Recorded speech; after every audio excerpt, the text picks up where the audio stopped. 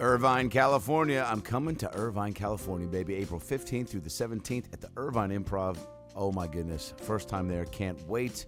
Southern California. Drive down from L.A., drive down from San Fran, drive up from San Diego, and come see me at the Irvine Improv April 15th through the 17th. Right after that, Austin, Texas. April 22nd and the 23rd, Adam Ray and Friends at the Vulcan Gas Company. That's going to be a fucking hee-haw blast. And then April 28th through the 30th, first time Comedy on State, Madison, Wisconsin. Followed by Milwaukee Improv on May 1st. And the fun continues May 5th through the 7th in North Carolina at the Raleigh Improv. Guys, go get your tickets at AdamRayComedy.com. All the merch, AdamRayComedy.com. Young Rock, Tuesday nights, NBC. Pam and Tommy on Hulu. Gaslit drops April 24th. I play Nixon's press secretary. Follow me on Twitter at Adam Ray Comedy and Adam Ray Comedy on Instagram. I've got a new stand-up special. It's like a 30-minute special dropping live from the Punchline April 20th, so look out for that. I just was on Mark Maron's podcast, WTF. Go check that out. That was a blast and also a milestone. WTF was one of my favorite pods when I got going, still is, and to be on that show with Mark was a real treat, so go check that out. Again, tour dates at AdamRayComedy.com. I'm coming everywhere, KC, Atlanta, San Diego, Seattle. Come out and see me. Buy the merch, AdamRayComedy.com, and let's party. Today's episode is one of my favorite episodes we've done of this podcast. It's his 7th time on the podcast. You know him from SNL, Wayne's World, Conan, and his new podcast, Fly on the Wall with David Spade, where they rehash and reminisce about SNL stories with cast members galore. It's available wherever you get your podcast, Fly on the Wall, Dana Carvey and David Spade. Ladies and gentlemen, the one and only, his 7th time on the ALN podcast, Dana Carvey. You always mention to me, you were like, I'm there to help and support, but, you know, I'm trying to curate to where you're going to be like, you guys can only do impressions in this family or get the fuck out. Who's that an impression of? Me, right now. I want a Trump before lunchtime or there's going to be hell to pay. Back in those days, it would have been Debbie Bush. You better have a Stanley Tucci by tomorrow, 6 a.m. Stanley Tucci. Hey, it's Herbert. And you're listening to the About Last Night podcast, you slippery little son of a bitch. About last night.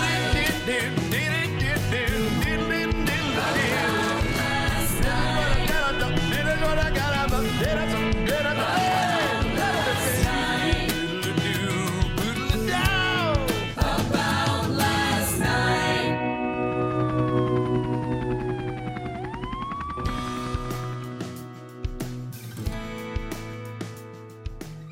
My ancestors grew up in caves and forests, and then I'm raised in California. Hello. Hollywood. Luckily, I didn't grow up in L.A. It would have been a, fucking... Are you glad you didn't raise your kids in L.A.? Don't know. Coming out of the gate with the hot take questions. Oh, no, that's good. Because they were raised, you pretty much raised them in... up there, they were, I almost said they grew were them. exotic, Yeah. because no one else's dad was in show business. Ooh. Now you can go to show business high school, where like every dad is in show Famous business. dads. Famous dad high school. So every kid has a famous dad. But anyway, they're great. They're loving life. It's cool. I guess it's your hope if you see kids that are getting into the business because of their folks that actually are, making headway like they are, and also, enjoying it and making their own path, which I know you always mention to me. You're like, I'm there to help and support, but, I'm trying to curate to where you're going to be like, you guys can only do impressions in this family or get the fuck out. Who's that an impression of? Me, right now. I want a Trump before lunchtime or there's going to be hell to pay. Back in those days, it would have been Debbie Bush. You better have a Stanley Tucci by tomorrow, 6 a.m. Stanley Tucci. See, the Stanley Tucci I love has a great name. It does. His name is a punchline. It is. And Stanley Tucci. It's just funny. It's like John Lovitz or something. You just had Lovitz on the pod.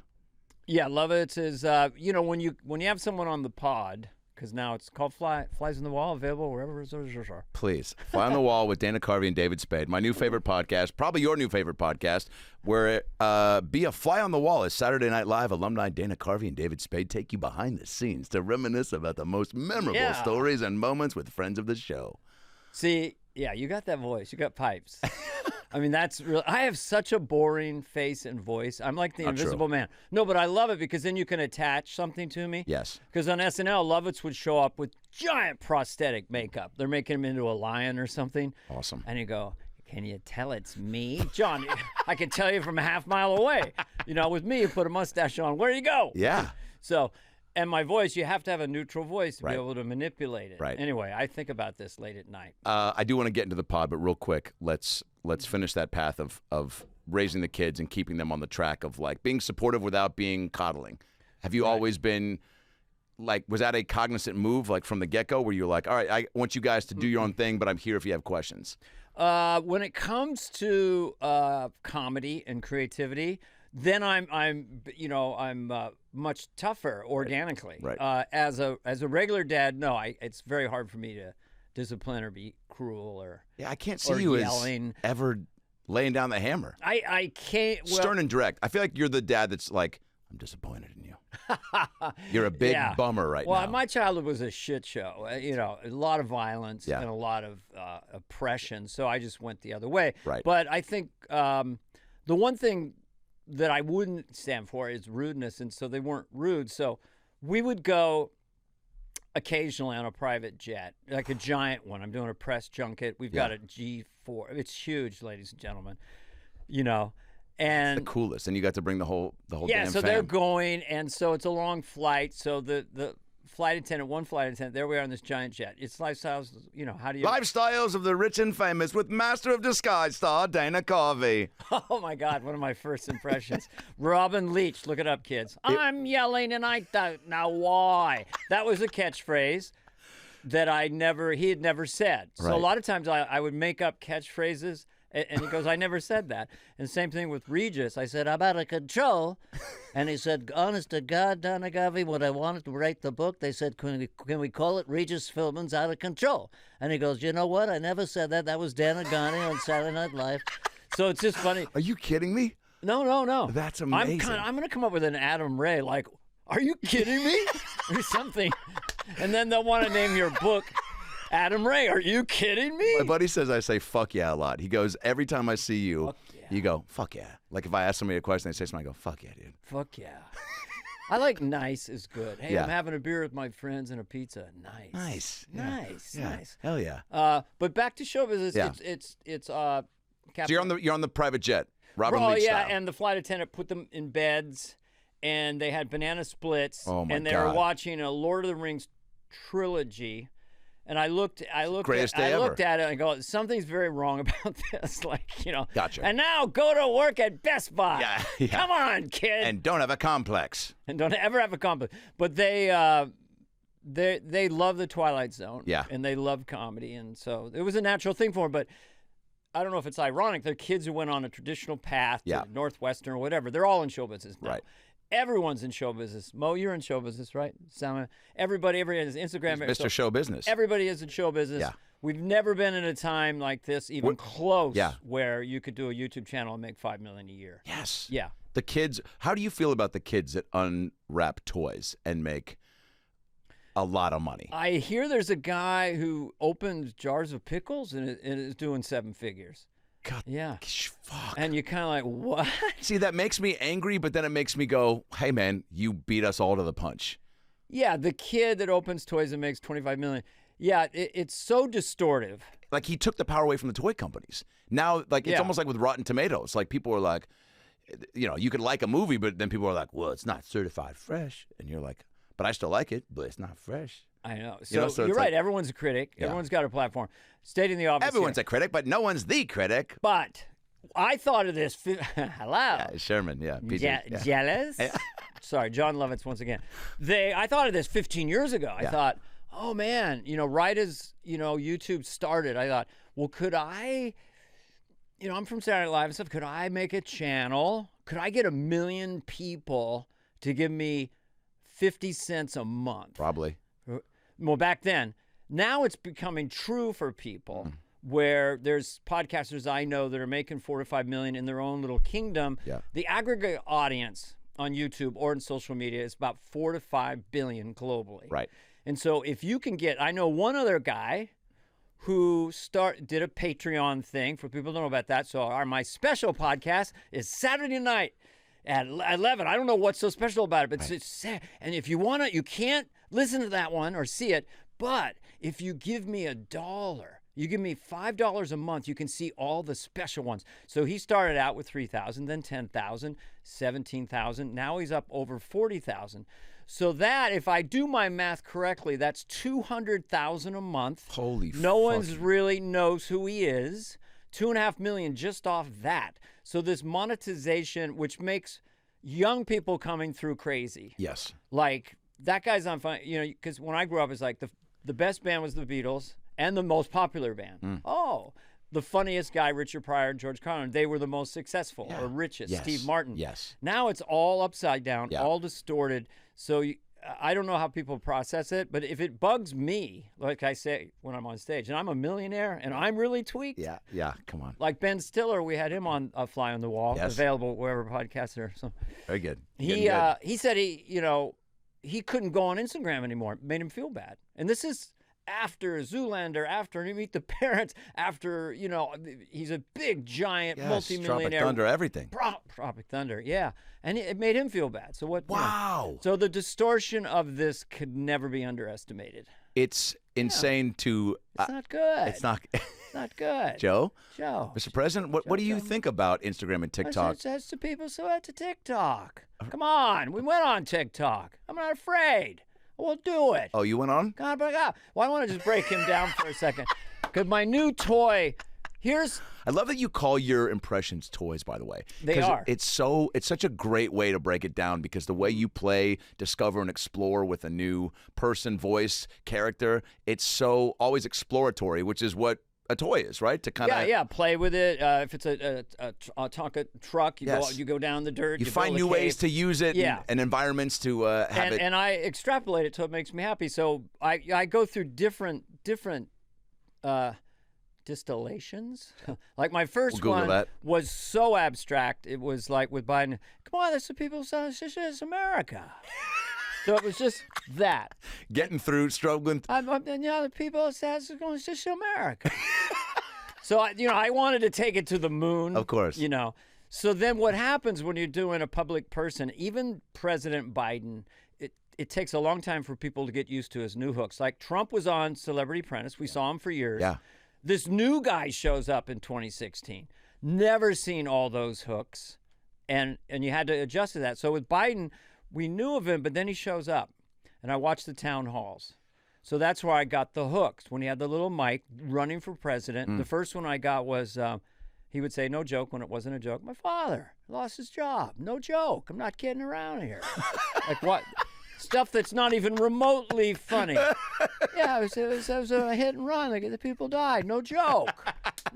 Joe, there's no joke about that. No joke. It really happened. It's just America. So that was the first one. And then obviously he made the list. He still does it. And I just distilled it down to number one, the one part. Come on, number two, what the guy said. Number three, you know the drill. And then he's mad because you don't know what he's talking about. Come on, folks, this isn't rocket science. So if there's a follow-up, Joe, what did you mean by number two, the two part? Number two, the two part, what the guy said. Come on. What guy? Come on, it's America. Well, no one's disputing where we are right now. Yeah, let's do it again. Come on, I'll do it again. Okay. I'll do it again. Okay. Number one, the one part. Number you just two, what the guy said. switch the Number order now. Three, you know the drill. So that was what I initially came out with, and I did it on Colbert. Yeah. And then the recent thing I saw that was, you got full getup for it. I did, and that one, I think the first blush one I did with him over Zoom was probably more organic. That was a tough one. This was back when, for a lot of people, Ding Dong the Witch is dead. Yes. That would be me. So a lot of the country was sad, but a lot of the country was joyous that we had a dad, a grandfather, a sweet, nice man as president. Yes. That was the premise. This is pre-Afghanistan. Yeah. Right? So he's like, so then there was a sensitivity to it. So once I got the whole get up on, it was like it had a little more weight to it, and it was sensitive. After Afghanistan, when he goes, no, it was always going to be hard. There's no way to get out of there. Come on. Once he got that defiant character and a little more animated. Yeah. And my father used to do the patronizing whisper when he was older, which is kind of like, I know about stuff, because guess what? I'm right. And he would whisper. That's powerful dad shit. Yeah. Look, It's not rocket science, So Joe would whisper. Yeah. And guess what? People lost their jobs. I'm not kidding around here. And then the yelling guy, the defiant guy came out. So a whole new character emerged. Wow. This past fall. And then it's escalated into it. Dana, that's brilliant the way that you pick up on. Thank you, Adam Ray. It really is. Available at all podcasts. Oh, it's your podcast. On the Wall, available wherever you get podcasts. Dana Carvey and David Spade. Mm-hmm. You just never cease to. I don't know if it's. Do you think you just get conditioned after a while to, just the way you would as a comedian in life, where you just start to see certain moments and know what is funny about that to you right away. But with an impression, do you sit down like with all those extra layers you just found with Biden, which is just I would have never thought of, but when you say them, I go, oh yeah, those are the exact things. And even the hand, when you're doing the speed in which you're raising your hand, I'm like, I see see it. And his eyes are so small. It's taking the glasses off too, Yeah. Well, come on. They did it. And it's really like what he's saying is, I could talk loud. Yeah. I'm not old. Now, what about the go get him at the end of the State of the Union? Who was that for? Go get him. Yeah, I know. Let's go get him. Yeah. Yeah. Anyway, it's a fascinating thing. And again, these troubled times. I play around with it. I'm a little lazy. Like if I was on SNL and they said, can you do, which is a college celeb for me, John Malkovich, who I love. Yeah. But I've never really done. That is like not, I hear it, but I can't do it yet. Right. But if Saturday Night Live said, can you do it by Saturday? So the reason I learned Biden is because Al Franken asked me to do a benefit. We're old friends. I'm more politically, neutral than he is. But he's a friend, and we wrote a lot together. So I said, oh, great. Now I have homework to do because we did it over Zoom, and that made me learn the hooks. Yeah. So, but in terms of Trump, I just saw one the other day after all this time. And James Austin Johnson on Saturday Night Live is the greatest, and I don't know if he does this hook. It's a sound that Trump makes. He's at the podium. He's got all his fans. He makes a list, and then he fades away on the end of it, okay? So a little... He's brilliant, by the way, James. Yeah. Yeah, he is. So anyway, the gas is going up $7, $8, $9, $10 a gallon. How high can you count?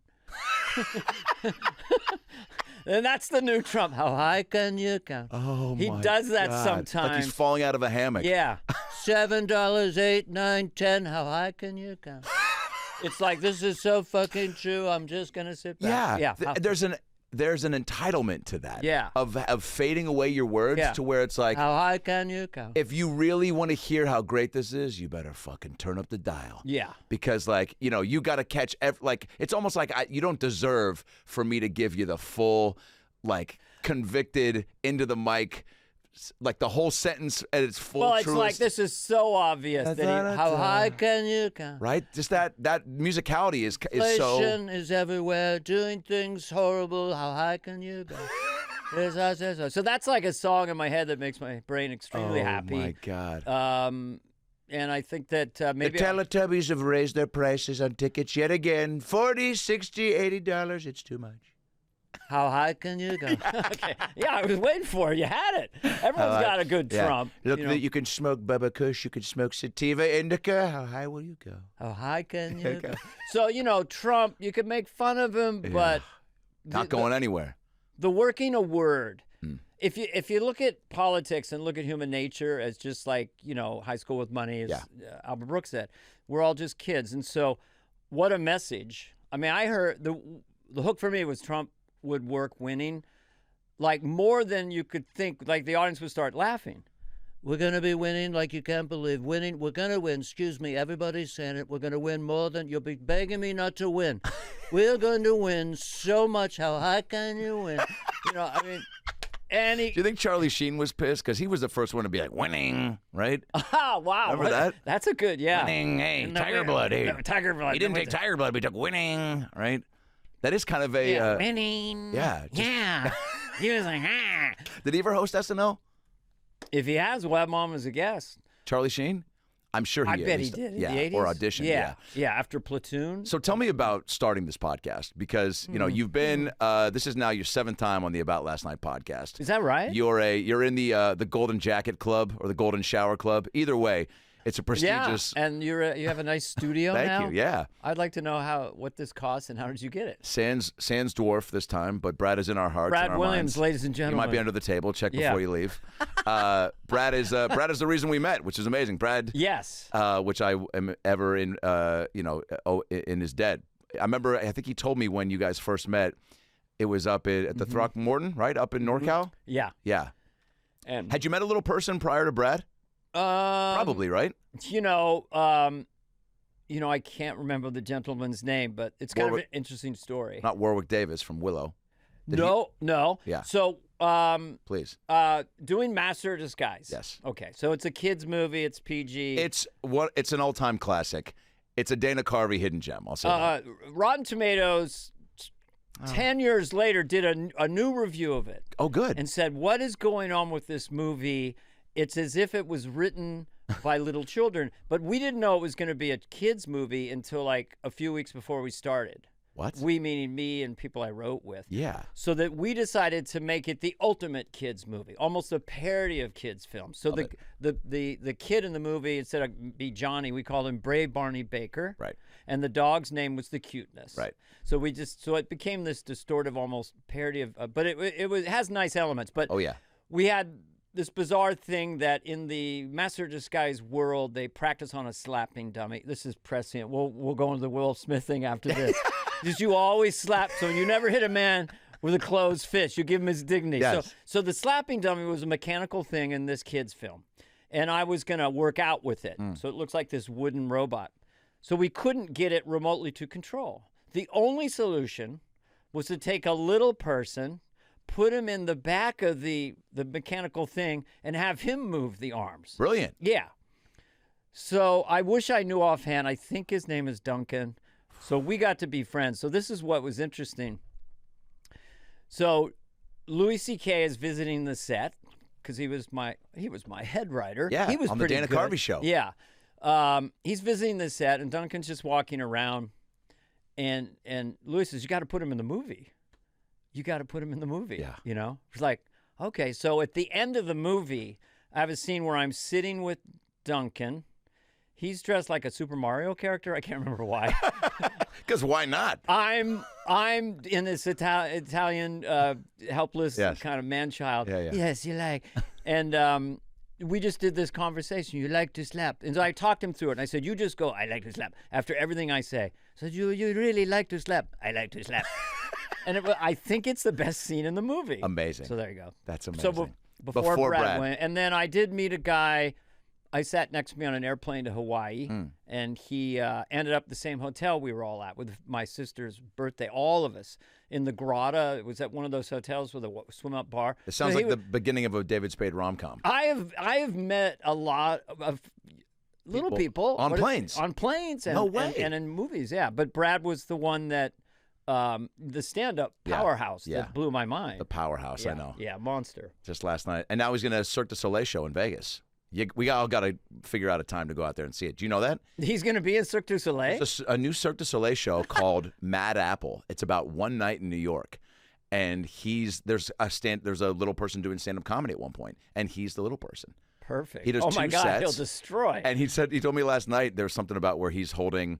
They asked him, they go, because I go, are you in any weird outfits? Do you do, because Cirque is just so crazy. There's clowns playing Uno, and there's fucking nuns, jerking off Panera employees, and there's just, it's chaos. Love it. And John Lovitz is there, And just be like, what is this madness? Yeah. And so Brad goes, they might have me in I think he said a hot dog suit, and then he just starts laughing, and he goes, and then they go, but you're going to hold a cannon. He goes, as long as I have a weapon, so that something to dilute the hot dog suit. Hot dog suit, and a cannon, Brad Williams. Yeah, come on. Come on, folks. If that's not worth the price of admission. Ticketmaster. No, but if they let Brad go full Brad, he'll be what you call a showstopper, ladies and gentlemen. He'll crush it. They'll do this giant applause because he's powerful. We got to. You and Lovitz were doing Vegas a good amount, right? Yeah, we did. It's still in the rotation? No, we did 10 weekends. Yeah. It turned into a shit show. Gotcha. That we were out at, what was it, the casino? Orleans, maybe? No, way off Mirage. the strip. Oh, no, way off the strip. The SLE. Oh, okay. Yeah. So, it was hard to get people to go out there. So eventually they kept trading ownership, and eventually there was no one answering the phones. So, ladies and gentlemen, I would go on first because John's act is bluer than blue. Yeah. And I would come out, and it'd be like a 600-seat room, it'd be like 10 people. What? Toward the end, yeah. If you're listening, Vegas, I can draw more than that. Yes. But with John Lovitz, I drew 10. I popped out at 10 or 12. You know, not everything works out. Yeah, of course. Yeah.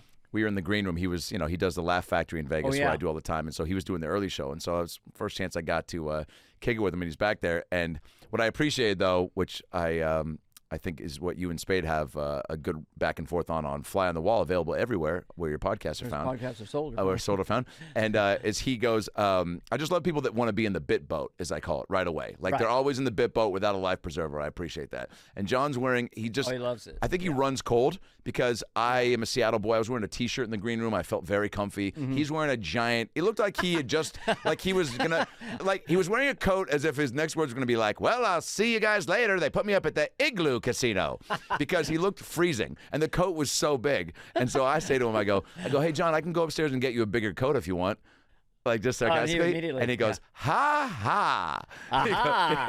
And then he just lit up, right? Yeah, and he goes, but he had a big smile because it was our first start of like, okay, cool, this guy's going to throw it. And then he goes, it was so funny, I forgot to laugh. And he goes, look at me, I'm Adam Ray, wearing a different hat than I wore yesterday. Just kidding, it's the same fucking one. Yes.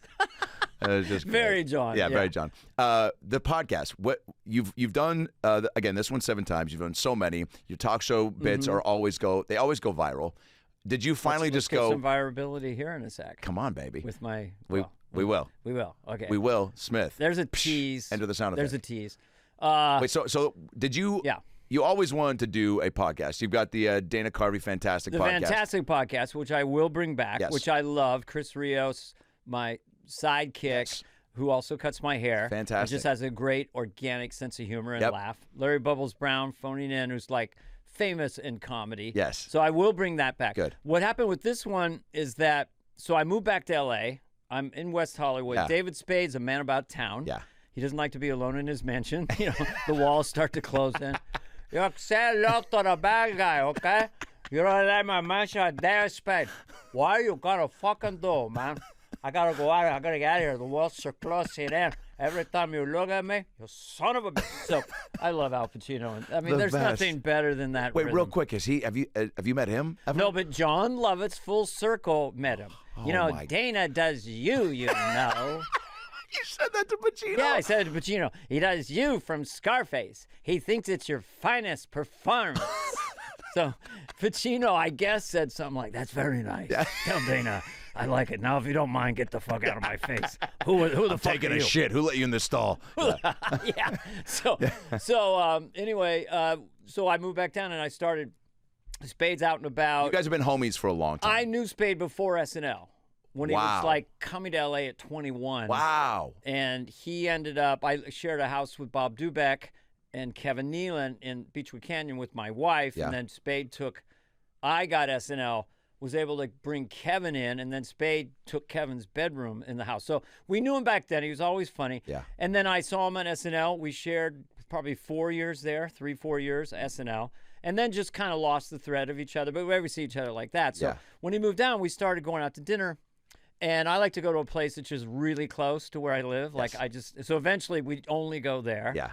And then we'd have these long dinners. We'd have Conan or Ted Sarandos, who's really cool. Yep. Or the owner of Blockbuster, if people don't know that. Yeah. Ted Sarandos. Oh, I did a Netflix, obviously. Corporate gig for Blockbuster like a year before they faded. And they're like, Blockbuster, everyone's singing, rah corporate. Yeah. I sack about Blockbuster. Talk about, what about the late fees? Because I didn't fucking, I got to give you my house because I lost the fucking. So funny. That crushed, I bet. Yeah. But anyway, so these dinners would just go on. And then we would talk and stuff, and then he went on Fantastic. Yeah. And I interviewed him. Yeah. And then our mutual manager said, that's a really good pattern, chemistry. I do the voices. I'm older. I'm like his big brother. Yeah. He has a great Dennis Miller level pattern. Not all the references that Dennis Miller's brain can come up with, but just Spade's. The quick sniperness. You're a little more flowy and musical, and he's got that quick, it's a good back and forth. We just clicked. We don't compete. Yeah. We're just sort of... we support each other. We're really good friends. Yeah. And So we did it. I guess people like it. I don't know. I can't give you the metrics, you know. In Belgium, at 13.7 of people that were left-handed watched the first 6 minutes, you know. Enough with the metrics. The breakdowns, yeah. Come on, okay? No many breakdowns, all right? Do cats like it or not, okay? I don't need to do fucking calculus to find out if I'm employed, all right, Kiki? Oh, my God. Okay, put down the hash pipe, all right, Sparky? So Dennis Miller there for a second. So then do you love doing it? So now you said you've banked about 30, 28. And 12 have come out. John Hamm, Rob Lowe, Tina Fey, Judd Apatow, Conan, Hanks, which I fucking loved because Hanks is probably my favorite actor of all time. Well, first of all, I love visiting people. I realized when I started doing this, you have friends who you meet and do things with, like Hanks hosting SNL and so forth and so on. I did some other things with him. And then you don't see them. We're not all living in Beverly Hills like Lucy Ball. Hello, Bob Hope. How are you, Humphrey Bogart? We're on Hollywood Street. Yeah, we're scattered. So you don't see people. So now I go on the Zoom, and then I get to see Tina Fey for an hour and talk to her, or Ben Stiller. So cool. And then when I see them again later somewhere, it'll just be that connection. To John Hamm was great. But the thing about Tom Hanks was he was early on, and I knew it was an SNL theme. Yeah. But he was a host. I'm also very interested in other things. Yeah. I'm very interested in putting the person as a little kid. So I like to ask him, Tom, when you're growing up, what were the movies that floated your boat? Then he levitated out of the chair. Planet of the Apes. I said, Jason the Argonauts. Jason the Argonauts. I mean, he couldn't even, and it was so fun. And finally I said, Slinky. Or silly, no. What's the ball you? Yo-yo? No, the ball you throw down really hard. Speedball. I can't believe bouncy ball? No. Hold on. Super ball. Yeah. Or. Oh yeah, that's right. Or Slinky. Right. And he goes, Super ball, of course. Of course, you'd lose it once you're within it. You're going 3 yards later. Slinky get all twisted up. I mean, so that was really fun. Great question. Yeah. Great, because they light up. Because when you're researching, you look at some of their other podcasts. So you try to ask something they haven't Love been that you asked. do that, yeah. You want to try to find stuff, because a guy like Hanks hasn't done everything, but he's been out a lot and been asked a lot of things. So you want to try to come at him with some things that Saving Private Ryan, that must have been scary. Yeah. That's been asked Had you held a gun before then? Do you still go to the beach? You're like, yeah. And he had a photographic memory about movies and about Saturday Night Live. Really shockingly remembered sketches that were cut, and the theme song of the sketch that was cut. Holy shit. And then would start singing it. It was Spade's sketch that bombed. And they both started singing the theme song. So anyway, he's a freak. But all of them have been great. John Hamm was so much fun and interesting. Real quick, do you remember more of like a comedian that will maybe focus on the person that's arms crossed, not smiling in a crowd versus everyone that's having a blast? Do you remember the sketches that got cut more than the ones that, were game changers? Or at all, I guess? Probably not more so. I had a weird experience on the show. Yeah. And by kismet. I mean, I'd auditioned. I did a few impressions. I did just regular bits, and I did a little thing called The Church Lady, which was in my stand-up act. Yes. So then it's like... How long was it in the stand-up before you thought to bring it to Probably 2 years. Okay. And riffing on stage a lot. Isn't That Special came from just being at little clubs, like 40-seaters. Wow. You know. And you would do it like at the end of the show as a crowd work thing? Or? I would do it as an observation. I would say we were Lutheran, and there were always those people. The initial thing was we were just behind the punch ball. Well, actually, the initial condescending voice came from when I would get up there, I'd look like Howdy Doody. You know, I'm 23. I look 15 at that point in time. And so I would kind of punch that balloon by going, people in the back are going, wow, wow, wow, they let children do stand-up. So it was that voice that we've all met. And then it was the teacher. I did it as a teacher who would say, let's make our sailboat. I'd have a piece of paper. We fold it over, and we fold it over. It looks like mine's just a little bit better than yours. So that was that. Oh, man. And then I eventually became the woman that was behind the church, by the punch bowl with the orthopedic shoes. Some of us come to church when it's convenient. So it all came from that. But it was a very fun attitude, even now, just to play. Would you look forward to playing it on stage when you knew you were about to do it? Was it one of those things where you were like... Well, I would do an hour 10. Yeah. The year or two before SNL, I was definitely stand-up heavy and really doing a lot of gigs. And so it was part of it. And it was a little tricky. I mean, the easiest laugh I ever got was Jimmy Stewart as a waiter. Yeah. Yeah, I just took your order. Well, what do you mean you don't know? I told you the specials. What do you want me to stand here like a dancing monkey? What? Well, fuck you too. Now that was the one. That was the one that saved me in a biker bar with the blender going, fuck you, show us your dick. And they're doing the blender. Yeah, but then fuck you, Crush. So that was the one. But Church Day is a little delicate, and a little weird. But when they hooked it, it was great, But did you know it was going to be when you got to SNL, was it an immediate thing you thought of where like, all right, right time, right place, I'm busting this out? I had other things that first show. I did Chopping Broccoli Yep. on the piano. Yep. The church lady took a circuitous route. So like, maybe try that. No one was that aware of it or interested in it. And maybe less pressure that way to do it, right? I mean, I don't know. If you're coming in with a character that everyone's like, this is going to be great. Like maybe it's too much pressure of the eyeballs, the writers. I'd never been on Saturday Night Live. Right. No one knew who I was. Is he funny? What? He looks weird. I mean, John and Phil Hartman, God rest his soul, the late great Phil Hartman, they would do all the gangster stuff. How are you doing? What's the word in the street? What are you doing? I was kind of a lone wolf, basically. Trying to find your way. Yeah, and I'd never done sketch comedy, and I'd never been on television, basically. I did some goofy pilots here and there, but, and anyway, those are long stories. Yeah. But basically not. I was green. And so then Church Lake, do it at read-through, but Neil Young's in town that week. This is on a Wednesday. He calls Lauren, he goes, I'm doing a garage band motif down at the Madison Square Garden. Do you have someone who could play like an angry woman who would yell at us? So I leave that after the read-through. I go downtown. I don't even know if Church Lady's on the show. I found out later it wasn't until Phil Hartman said, I think we should give it a shot. So it was put on the board as the final one in the dress rehearsal. Wow. Like the graveyards, Yeah. So I went down and went out on stage. They mic'd me up and yelled at Neil Young's band in this fake garage they were playing In full church lady garb? I don't know if I had chosen the dress yet. Yeah. Some kind of dress. Right. Eventually it was a frilly one or the church lady one. I knew which one I wanted, but I held them up to Lauren. Oh, I think the one on the left, and it was the one we used. Wow. So then, But you're a church lady yelling at Neil Young. Yeah. I was doing the character. Wow. It's just too loud. You're the old man. Isn't that special? Whatever. I did. It was just screaming. I was never. I'm with Neil Young at Madison Square Garden. What the fuck? How did I get here?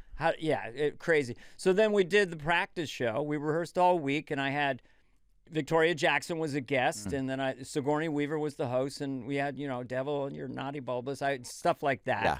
So I do the practice show, and we get to the end. Here comes church chat, the whole thing, and it crushed. So then it moves up to the first sketch after the host monologue in my first show, and I was in the cold opening as well. So the first show? I was cold opening. I didn't know I was in the cold opening. I was in the first show with Phil and Jan, and then the host Sigourney came out, and then it was church chat. So I'm holding down the show, basically. My manager at the time, in between dress and air, came back and said, I don't know why, but it's your show. It's your show tonight. I don't know why. So I was nervous beyond comprehension. Really? Yeah, well, I was swearing at myself in the mirror. Fuck you. I was just so trying to get rid of the fear. Yes. And then it all worked out. So that tilted me on the show from the very beginning because Church Chat got so popular. There was a lot of Tammy Faye. There was some Jimmy Swaggart. There were religious scandals, the Reagan era. Yeah. Church Lats. And she was great because guests could come on. Sean Penn beat the shit out of me, sucker punched me, and then I beat the shit out of him. Yes. But so that it grew so much. The ratings were so huge every time it was on. It became a phenomenon. It had to be on. Had to be on. You knew people were watching for that. Yeah, and it was great in that I had Phil and Jan and John. Everyone came on the show and scored too. So Lauren loves that. Yeah. Oh, really? He loves a sketch that's killing, and then you have all these guests. So the cast is involved. Yes. So that's why I was tilted on the show. So I didn't have to earn anything. I wasn't scared in that way. I was still very nervous for about 80 shows, but that's more stories and like these can be found in the podcast Fly on the Wall with Dana Carvey and David Spade. The irony is on Fly on the Wall, we interview other people like you're interviewing me. Yeah. So we don't talk about this stuff. You get, but a little bit. It naturally comes up, like when you guys are talking about like with an Apatow and about the Sandler stuff. Like good Sandler stories come up, and then you'll give some good curtain peel reveals of when Sandler and I were doing this, or when you saw him or told him this before a sketch. Yeah. That church lady phenomenon thing is so there'll never be another time like that in any. First of all, sketch is just not what it was like at that time, and with also less channels, less options, everything, but also, like we mentioned earlier, without social media and stuff, to be a phenomenon like that on a show that's the It Show, was it? Can you like tap back into that? Like as far as like when you're walking around New York, were you? Oh yeah. Did you find it? Were you like, I can't believe that I'm getting recognized everywhere? I'm going into the coffee shop I went into last month where they spelled my name Donna. And now they're like, Mr. Carvey, do you want to make the beans yourself? I don't know who that is, but they're just. I've never seen that character from you. You're maybe too strong looking, but no, it's the little nebbishy Jewish guy that works in the Jewish deli that somehow got a job. He's double shifting at Starbucks, doing Mr. Carvey. Do you want to make do you want to smell the beans first? Anyway, yeah, that was the show was in a rough place. We only had an 8-show pickup, right. And then we started growing the audience outside. You'd rehearse in 8H. You'd come out on a Friday night, and there'd be like 4 stragglers. Hey, could I get an autograph? By 1990, at Wayne's World came in, and George Bush and Ross Perot, 91, you come out, there'd be 300 people there.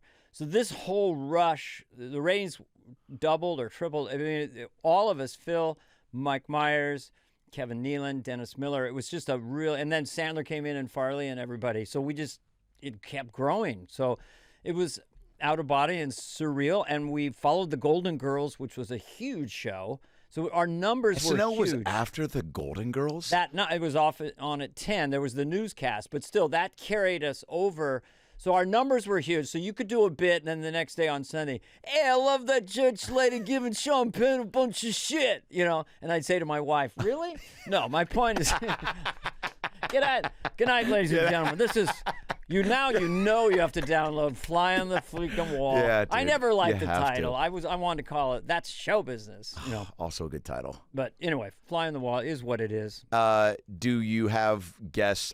What's great, when we had lunch at your place, I don't know, maybe a year ago, you were telling me about this in the works, and I couldn't stop playing with myself at the idea of it actually happening, because I was like, it's such a genius. When you hear something, and you go, oh, I can't believe that's not a show yet. It just gets you even extra juiced up. And with I think what we were started riffing on is the amount of people that are tied to the show. Yeah, that are you haven't even truly tapped into like musical guests or people that just maybe auditioned for the show. Yes. Well, I guess Johnny Knoxville, right, was maybe one of those because he auditioned. You have a great story. Kyle Dunnigan has a great story. He was on in 8H. Yeah. He has a great story. Oh, wow. So it hits so many, it's 50 years old practically. Yeah. It hits everybody on top of all, level. like you could do just cast members and fill years of episodes. Yes. But I mean, it's truly like, and the writers and get like Mulaney, I'm sure at some point, like that's an entire perspective that is. We have Jim Downey coming up. Wow. 90-minute podcast. Who was head writer for years and wrote Update with Norm, and brilliant writer. I wrote a lot of stuff with him. He helped. He's really, really interesting because the creative process is fascinating, and the emotional idea of that's the seminal experience of being on that show. Yeah. Even no matter if you become Will Ferrell or Adam Sandler, there's nothing so tactile and experiential like the grease paint and the horses and the ponies and just freaks and dancers. It's the horses, the ponies, and the how many ponies can you get? Horses and ponies like you wouldn't believe. Horses, ponies, everywhere, please. Horses when you get up, horses when you go to sleep. You ride them, you sleep with them, you water them. How many can you get? Isn't that? Why is that so funny? I'll get bored with that right now. I don't know why it makes me so happy. It's almost like he's painting. It's almost like I hear like the more you know, like the it's got a similar type of like just like gets loud and then fades away. Yeah, I can talk loud. Watch me talk loud. And this is America. Joe Trump said he could kick your ass in the debates last year. What if you guys go at it again? I could take him out behind the woodshed. That's the interesting thing. I mean, the guy's doing fine. He's 79. He's a guy like in your neighborhood, your ball will go into his yard. He goes, it's mine now. Okay, came in a yard. I thought you were going to say he throws it back. It's mine now. That's my ball. You got to put it, it's no joke. I'm kidding around. It's just America. Please, mister, could I get my ball back? No, the Jill said I'm not even married to her yet. No. But Oh, you my know, God. he's endlessly funny too, and we'll just keep going. Are there people you want to have on the pod that you like, our dream guests that you guys, once you start to get into it? Some of them are coming up. Bill Hader, Wow. who just You said love yes. him, right? That's a guy that you. Oh yeah, Yeah. yeah. I always do. I sometimes do a up front something like, if someone said you were the greatest cast member on the history of SNL, I wouldn't slug them in the face. Now it goes back to Will Smith again. Yeah. She's everything is Always, violence. dude. Anything, even just the word face is now going to be synonymous with the Will slap for a while. Mm-hmm. You know. Do you want to talk about Hey, that? you've got resting bitch face. Like, we resting Will face? You heard David and I did a little talk about Yes. it on the Fly on the Wall. Yes. And everyone has weighed in. It's a Teutonic shift in our culture right now. You weigh in because of the, just the magnitude of it being a part of our business. I've never been to the Oscars. Have you? I think probably many times. I yeah? was there 30 years apart. Oh wait, you and Mike did.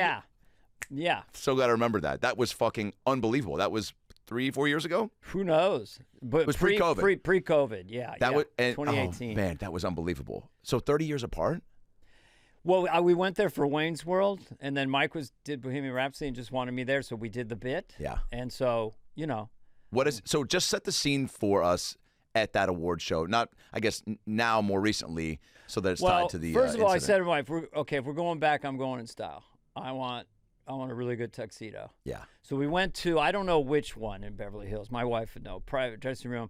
We had a guy. Okay. Lane Bryant. No. It's a joke. That's a oh yeah, woman's store. sorry. My yeah. mom shops. It was at. like Yeah, I sorry. don't know, whatever the most expensive. Yeah. So I decided Tom I Ford. want George Clooney. So he kept bringing stuff, and I go, "Is that George Clooney?" No, you want George Clooney. So we went on and on and on until it was like, well, what would George Clooney's shoes look like? Are those George Clooney? Oh, you want George? So eventually, I had a full George Clooney tuxedo. I don't really spend a lot of money on anything. It was $10,000. I'll probably never wear it again. Amazing. I Worth can write it though. off though, right? Yeah, maybe. That's our tax cam right I can there. write it off double. I could write it off double. Once for weighing it, one for dry cleaning it. Mr. Carvey, you want to smell the beans? Yeah, I wore it around the house once at a fucking pajama party. What do you want, my whole fucking life? You know what drives me nuts? People like you getting in my fucking grill with your business. It's my money last time I checked. You want to take it? Take a taste. Just leave a little meat on the bone for me, okay? Because I'm busting my balls over here. Oh, my Going God. right to the camera. I want to see you in a mob gangster movie so bad.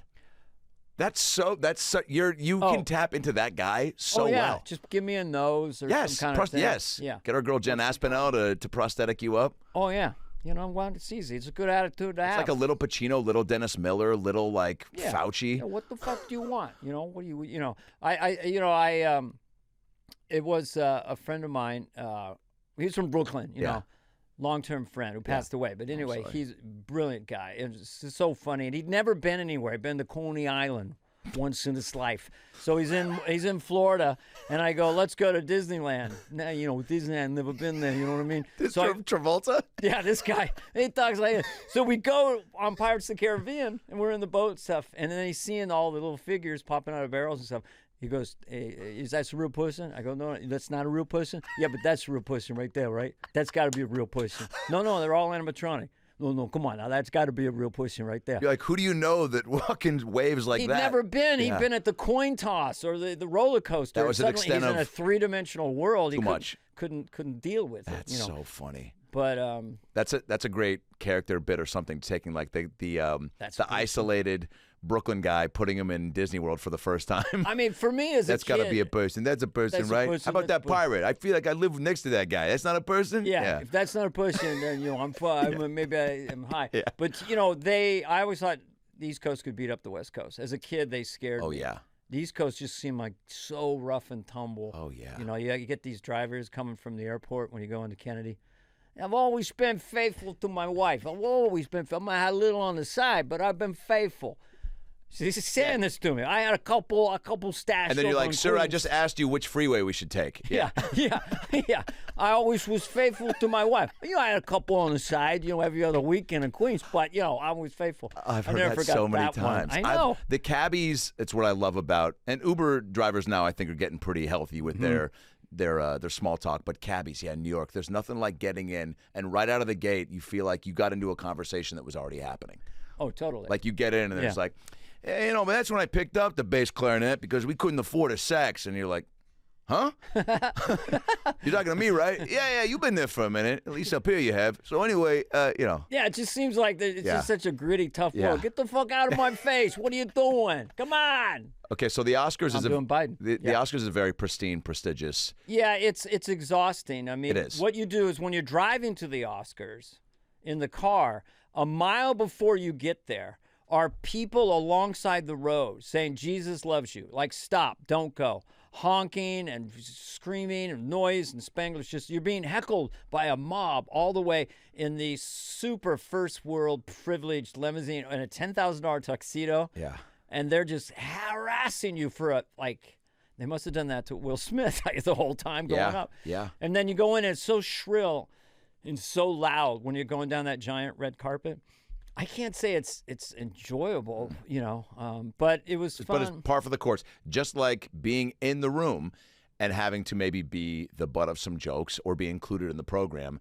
It's all, I think there's an assumed, if you're there, you're kind of game for whatever, or you have to absorb the light bulbs and the screams and the autographs and someone that maybe rushes out of the stands to come hug you. Like that could happen, right? There's a sense of intensity. These are the shiniest toys that are out for a night. Exactly. I mean, out of the package. The couple things that were fun is I'm going backstage to get ready to go out and present with Mike Myers, and then we're in this kind of bar, and I see a guy in a tuxedo with a glass of champagne in a tuxedo, and it's Daniel Craig. So I said, "So you always wear a tuxedo and glass of champagne?" But the funny part is a lot of these guys, and him and Gary Oldman, they remember me from the 90s. I feel like I've just been in a cave somewhere. But he's like, "Dana, how are you?" This is, Daniel Craig. And then Gary Oldman, I believe we met at Piccadilly Circus in 1990. You remembered it? What? Oh, my God. So that was very cool. You're meeting people you just think are dude, you're a fucking legend, brilliant. man. Brilliant people, though. I always hear about the award show bathroom, like I was peeing next to Robert Redford and fucking, Meryl Streep. Yeah, she was standing up. Hey, it was awkward, Any of those? I was waiting to get in line, and then it was Jason Momoa. Cool. And his then wife. Yeah. And Jason Momoa was like, I know some people from Hawaii, like, bro, man, you're a killer, bro. Yeah. You're my man tonight, man. I mean, the nicest, biggest, friendliest guy you could ever meet, and that was sort of weird. Aquaman, you know who I am? I was just like. Aquaman, you know who Garth is? Yeah. Yeah, party on. Yeah, everyone knows who Garth is. Garth is, that's a whole nother kettle of fish. Do you? That's one of the. We got a bunch of fan questions. I want to segue into one of those. Somebody asked, "Do you?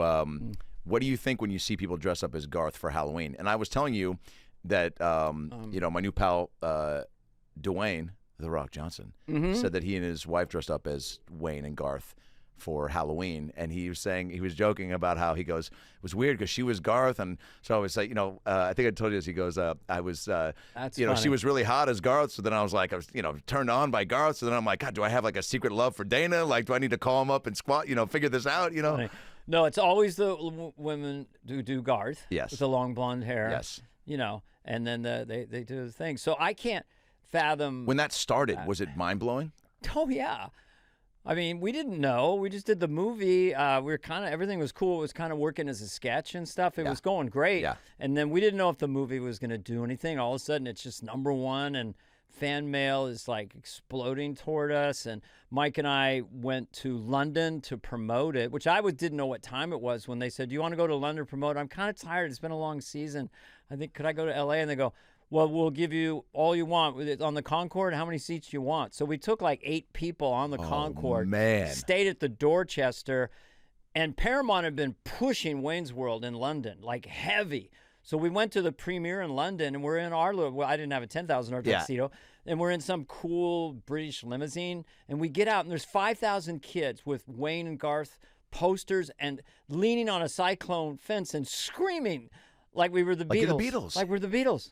By the way, it's not too far off to say that like that's your Beatle experience in London too. Like that's very cool. Oh yeah, and and then later on, Paul was, I think it was Wayne's World 2 or something. He was sitting next to Mike, in London, and Mike said that he was just very chatty. I was trying to watch the movie.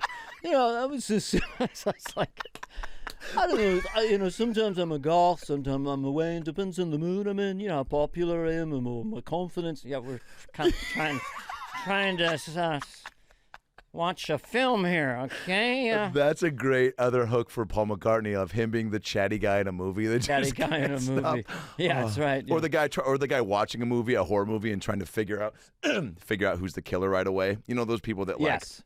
A minute in, they're just like, that guy's going to do that, and he's that because of that, I found comfort in it, and I don't know if I've done this on a podcast, but just give me a news story, and then I put it through the sausage factory of Paul, a Beatle positivity voice to make it seem not as dire. Okay, how about this? Or Mo. Carol Baskin in Tiger King potentially, Carol Baskin has been accused of feeding her husband to the tigers at her cat ranch. Yeah, she was like she liked the little kitties, and sometimes the kitties got really big, So she's like, I don't really like my husband, maybe I'll chop him up a little bit with a chopper.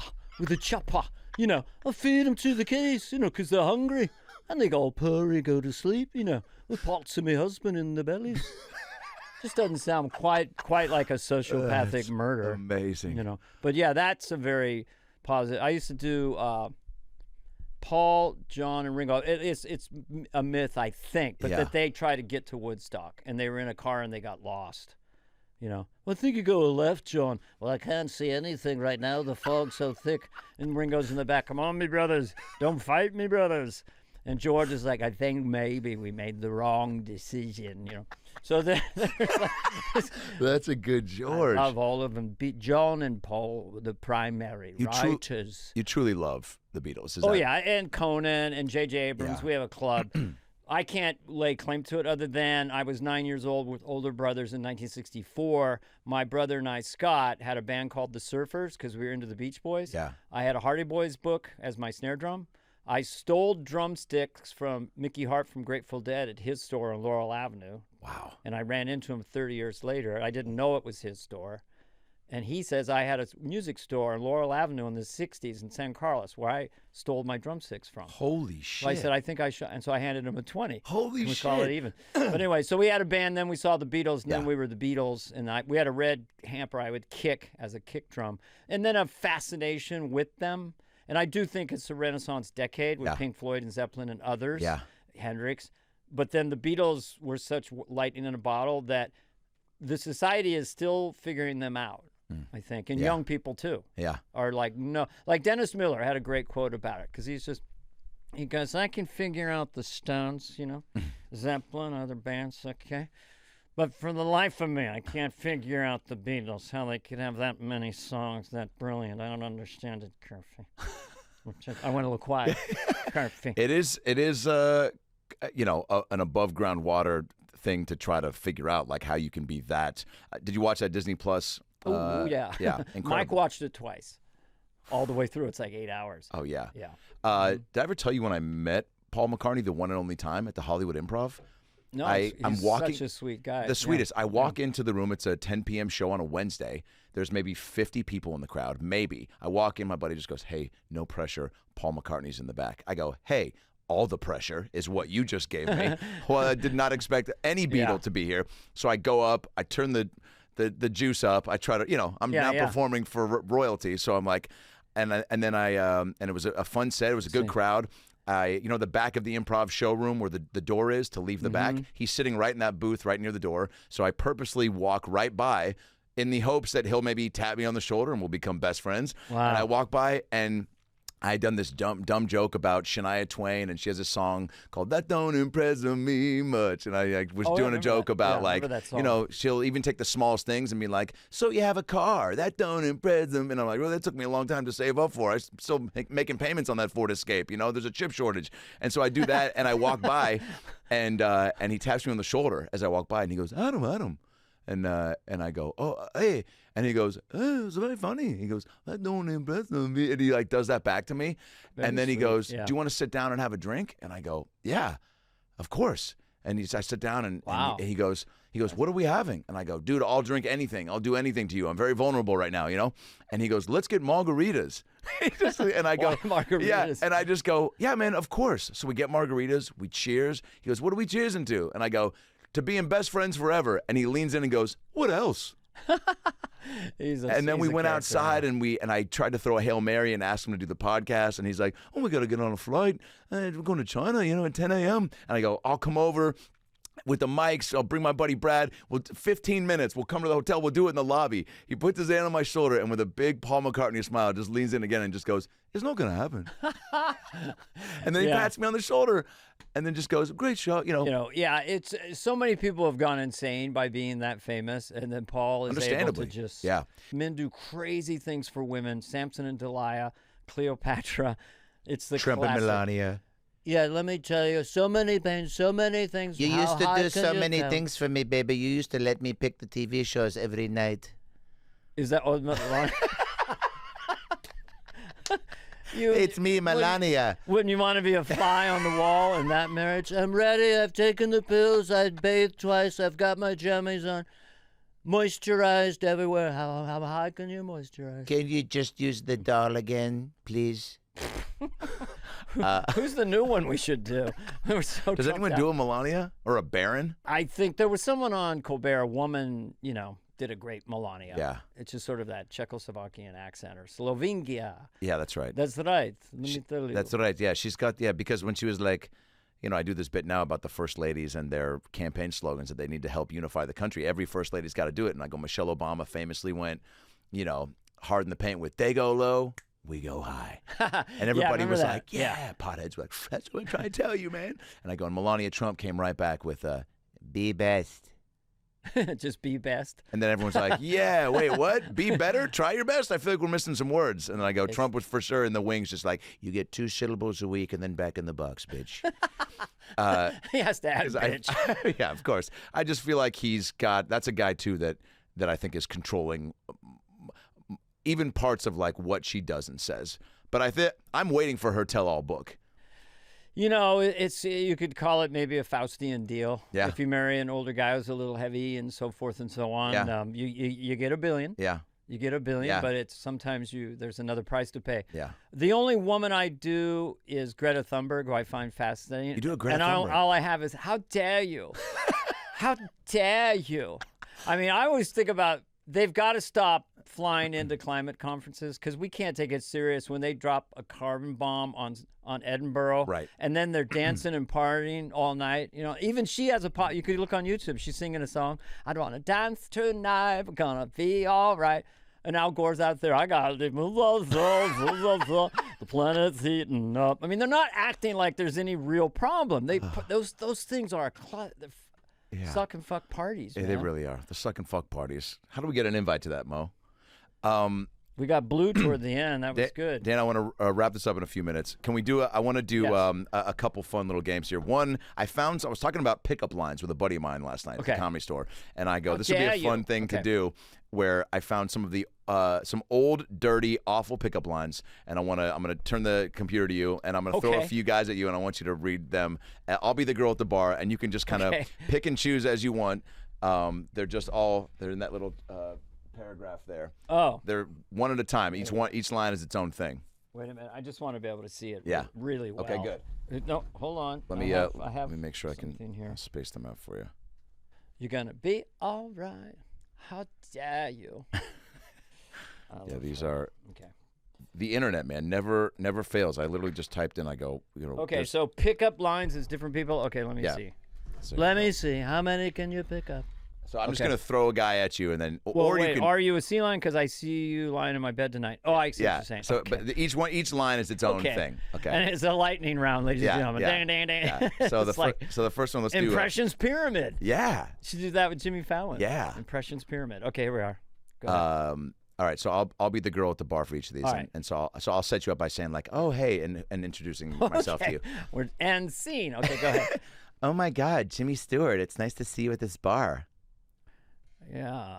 Well, are you a sea lion? Because I can see you lying in my bed tonight. I'm gonna call my friend. Hey. That was a good one because sea lion is a very good word for Jimmy Stewart. Yeah. Yeah. I'm going into Biden now because Biden is in Jimmy Stewart frequency. Oh yeah. It's in there. Yeah. But are you a sea lion? Yeah. But Biden be like, yeah, well, come on, are you a sea lion? Come on. Because I can see you lying in my bed tonight. No joking around. No joke. Because I'm good. And I'm big. And I know how to do it. Jill, take the special pill. Go ahead. Oh my God, is that Liam Neeson? I can't believe you come here. Do you work at Home Depot? Because you're giving me wood. That's a pretty good pun. Pretty good. Do you work at Home Depot? Because you're giving me wood. Now get out. But I work here. Yeah. I'm in a very good mood today. Can you tell? I don't play one note in my movies. I'm not always angry. Sometimes I'm just kind of angry. Who are you? Get out. I want an ice cream. Any kind you got. It was the time of the troubles. I love the Irish say that instead of a troubled time. Oh yeah. It was the time of the troubles. All right. Ross Perot. Ross Perot. Perot. Oh my goodness. This is so crazy because I didn't even know that you drank. My name isn't Elmo, okay? Can I finish one time? But you can tickle me anytime you want to. Not bad. Not bad. Okay. How many people remember Ross Perot? This is dating me. Because of you? All of them. It's dating me. Okay. Oh my goodness. This is so crazy. I can't believe this. This is just I have to ask, excuse me. Wow, Donald Trump. This is such an honor. Are you a tortilla? Because I want to flip you over and eat you out. How much can you eat? I got that thing in there. Great. How Amazing. much can you eat? Amazing. All right, last thing we're going to close out with. Mm-hmm. I want to do, Okay. we did this on my, you were so generous to do my, the Northwest Harvest charity show over Zoom during COVID. Right. Which you had just landed. We did over Zoom. You crushed it. It was amazing. And we did something called Impression Session. Where we basically did a couple impressions and they were debating a stupid topic. Okay. So this first one I'm going to do is Dr. Phil versus George Bush Sr. debating why porn is good in moderation. And Okay. I will go first. Of course. Well, I think, in most people's lives, okay, it's all about the choices we make and the choices we don't make and the things we touch ourselves to and don't want to touch ourselves to. Because, look, in my case, I make my wife wear a mask of myself just to know what it's like when people tell me to go fuck myself. We'll be right back. Well, sometimes you get frisky. You never know when things are going to pop up. Frisky time, getting like a Wolverine, crazed and kind of active, furtive, ready, action, sex, people, love. Sorry. All right, next one. Ray Romano versus. Thank you, Mo. Ray Romano versus Garth. What do you like? What do you like to go on TikTok for? Well, most of the time I go on TikTok is to try to find videos of recipes for avocados. You ever been married? Yeah. Yeah, I go on TikTok to try to find a place to buy licorice because I like red rope licorice. If you remember in Wayne's World 1, he had it in the AMC Pacer and he pulled it down from the ceiling and cut a piece off. Then he ate it. No joking around here. No joking around. He's doing Garth. Come on. Doesn't matter that he's 75. He gets just show president. That's how it's American with the people said. Yeah, Sugar Ray Leonard here. Yeah, that's a boxer. A fighting guy, Sugar Ray Leonard. Come on. Mo Howard, from the Three Stooges. Sorry. All right, I'm working the room here now. Robert Downey Jr. versus Church Lady on why Christmas is better than Halloween. Well, first of all, I think Christmas is one of those holidays where it's like Christmas, Purim, Kwanzaa, Hanukkah. They all fall under the same banner for me, which is there's not enough days in the week to really celebrate it to its full effect. I used to date a woman. I used to fuck a woman. I used to see a woman. I used to lay next to a woman. We used to have sex. I was asleep. She was awake. YOLO, TMI, fuck it. But don't judge me. I just think there's too many things, too many holidays to celebrate. And I think Halloween is like dress up like somebody else. Christmas, you can dress up like yourself and pretend to be somebody else on the inside.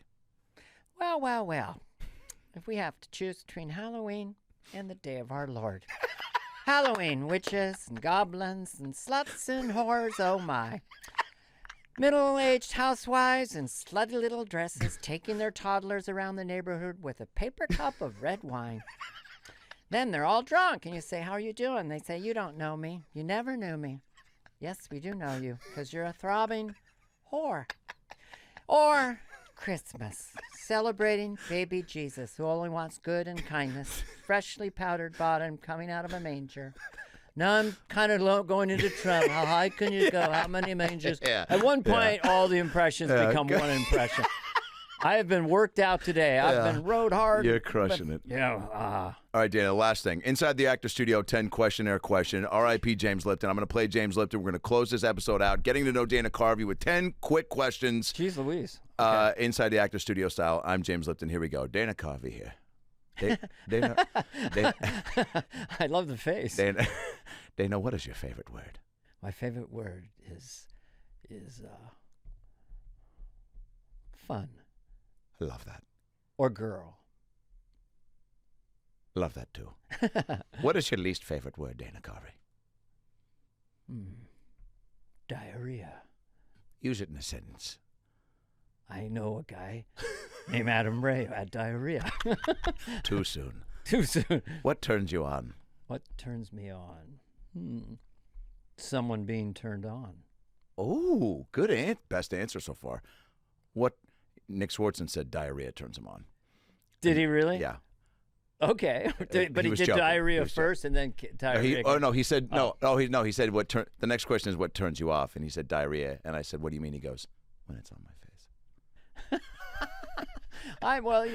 What turns you off? Sweet Nick. Sweet Nicky. What turns you off? Turns me off. Yeah. Anger. What sound or noise? Should I be funny or serious? No, these are good. This is like you're perfect. Yeah. Psychology. What is your favorite curse word, Dana Carvey? My favorite curse word, probably by far, is motherfucker. Yeah. This motherfucking guy. Yeah, this motherfucking guy. Well, come on, who the motherfucker did it? But he eventually will go off. I was just gonna say, how many months away are we from him? Just this motherfucker. This motherfucking thing. We did the thing we wanted to do, and I know how to do it. Number 1, the motherfucker. Number 2, the motherfucker guy. Number 3, the motherfucker deal. Come on, folks. No joke. The motherfucking deal. No joke. Yeah. Guess what? He's a motherfucker. No, he says guess what a lot, too. What sound or noise do you love, Dana Carvey?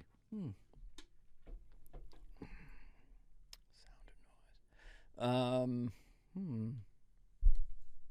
noise. The beginning chords to A Day in the Life by the Beatles and John Lennon. I read the news today. That was beginning chords. Ooh. Those piano chords. Yeah. Yeah. I also like birds. And what is your favorite Beatles song, by the way? Is that tough to pick? Is that like picking between your kids? I go through different phases. Lately, I've been into early Beatle rockers that were maybe Lennon and Paul together more, like She Loves You. Yes. I Want to Hold Your Hand. And you go back to those early quartet. They were just so, in 2 minutes, they blow your mind. In 30 seconds, you knew the whole song. Right. And they're just so crunchy, and the harmonies, Day Tripper. I go through the psychedelic phase, and then I go back to We can work it out, yeah. Yeah. They have stages. I'm only sleeping when I wake up early in the morning. All that stuff. Yeah. Oh, go. Oh, yeah. Go. Yeah. All those things. And, Paul, your name makes your point, you made all those words for no one. Are you a sucker for a good harmony? I think melody and harmony are the ultimate magic. Yeah. I love lyrics and Bob Dylan. And Bob Dylan had some very catchy lay, where he did the Kermit the voice. Yeah. But the Beatles, nobody wrote that many harmonies. According to Lorne Michaels, I said, what is it with Paul McCartney? And he goes, he's Mozart. And apparently, if you're really steeped in classical music, Mozart wrote the most, in numerological terms, the most brilliant melodies until Paul McCartney and John Lennon. And I always say John Lennon could write a hell of a melody and Paul could write some hell of a lyric. But they want to get cornered. He's the melodic guy. He's the lyric guy. But the two of them together are electricity and dynamite and atom. Just energy. Yeah. It's like you and Brad Williams. Yeah, love that kid. What sound or noise do you hate, Dana Carvey? I don't like sometimes really cars that go by with no muffler, really gunning it. Oh, yeah. Because I always felt like that's just insecurity. If a guy starts his car with no muffler, it's like the car is saying, I'm a man, I'm a man, I'm a man, I'm a man. I'm a man, I'm a man, I'm a man, I'm a man, I'm a man. Compensating Get for this fucking mechanical asshole out of here. Now I'm doing Leonardo DiCaprio from Once Upon a Time in Hollywood. Yeah. What'd that fella say to you? This is Brad Pitt. Oh, yeah. He said I'm a fucking has-been. Don't cry in front of the Mexicans. Look, I'm your gopher, man. I haven't been a stunt man for a long time. Yeah, but I don't want to go to do Italian movies. Sorry. That's incredible. That's I do the one whole of my movie. favorite movies. I would watch you do that whole movie in a black. Well, box theater. I watched it 12 times. Did you really? Yeah. I knew we were fucking friends. I think dude. I love that movie so much. I think you're a little man with the big chip. You're kind of pretty for a stuntman. Yeah, that's what they tell me. 2 out of 3, not around the face. Whoever has the other person on the butt. It sounds like a great idea, Cato. So Paul and I that's our touchstone. It's a great idea. Brad Pitt in that movie. And Leonardo DiCaprio, too. Leo's just always so consistent, but I thought, and he was great, but Brad Pitt was like, I don't know. That was the scene of going to the compound. Yes, Spawn Ranch. Yes. Yeah. Was a like Inglourious Bastards type scene in the bar when they find out that he's not German. You know, it was just an iconic. It was so full. Yeah. It was so intense. And then the last scene, obviously. And then you think of Brad Pitt. So he's smoking the LSD cigarette. Yeah. He's walked the dog. They've set up the dog. Yes. Then they come in. He's so high. I remember you. I remember your white little face, your cute little face. Yeah, yeah. And you were on a horsey. Are you real? Yeah. I'm as real as a donut, motherfucker. And he laughs. He goes, My friend and I are wondering that maybe he did Burt Reynolds laugh because Burt Reynolds was going to play the one that Bruce Dern, that part. No way. But he had a specific laugh. It just, Tarantino's writing, Brad's performance, it was just such a all marriage. Came together. Yeah. Like Tarantino said, so you'll be on the roof and you'll unbutton your shirt. He goes, I'm not going to play with buttons. And he goes, he's the ultimate macho guy. And then Leo was such a white hot mess in that movie. Perfect. Pepe, fetch a drink for my friend. I ain't gonna hurt your daughter. I just want her to sing. Yeah. Yeah, it's too much. I have to see it tonight. Yeah, I know, right? It's so rich. It's like so 20 good. movies I know. in one. It is. He's brilliant with that. Yeah. All right. What profession other than your own would you like to attempt? Well, I think most comedians would like to have been a musician. 1,000%. Musician, rock star. Yes, I know. Yeah, singing and playing. What profession would you not like to do? I wouldn't want to be an insurance man, because people. It's just it's a necessary thing we have to have, and people are always angry at you. It's like an NBA referee or a meter maid. Yeah. It's thankless. NBA or a meter You've never maid. heard an NBA ref hear this from the stands. Hey, great job, great call. Yeah. There's always, I will fuck your face and find your family if you keep blowing that whistle. I mean, dude. Oh, that's funny. You're right. The NBA ref, or any ref. Really. It's just, you can't, it's always, they always leave being like, well, I only fucked up 15 times tonight or heard it. It's never like, I got 4 positive affirmations and 17, fuck your families. And I love the way the refs just try to run up the court a little bit, like 20 feet, and then But you got to be tough. Yeah, man. Those are not. Those give them a raise. If heaven exists, Dana Carvey, what would you like to hear God say when you arrive at the pearly gates? I would like him to say, "I'm going to now do a thing. So you are going to evolve into another type of being, and you will understand infinity when I'm finished." Because that's the thing that no one can understand, that God. There was no beginning and no end to the universe or God or time. So it's the ultimate question. What are we doing? How do we get here? What the fuck's going on? So if we went to the pearly gates and we understood infinity and the universe, well, the universe has always been. Oh, really? Yes. But what was the moment before it was been? You know, that would be I want him to say. I'm gonna get you to understand. 2001 is another touchstone. Yeah. I can feel it, Dave. I can feel it. The most dramatic death scene is a computer being shut down. Oh, yeah. Kubrick, fucking monster. Brilliant. Yeah. Dana Carvey, Fly on the Wall is a new podcast. Oh, that's right. You're one of my favorite people ever. Thanks for making time again. This was fun. I just felt like we were Always having fun. a chat. We were, bud. And You're just the greatest. We went through a lot. We covered a lot. A lot of goofs, a lot of good comedy talk, breaking down some We did impressions. We did kegs. How many can you do? some SNL stories that I'd never heard, which I love. That's what I also love about talking to you is I can say one thing that can just trigger. And I see like Minority Report in your brain where I can see like 16 different things, and you just grab one and you just bring it out to them.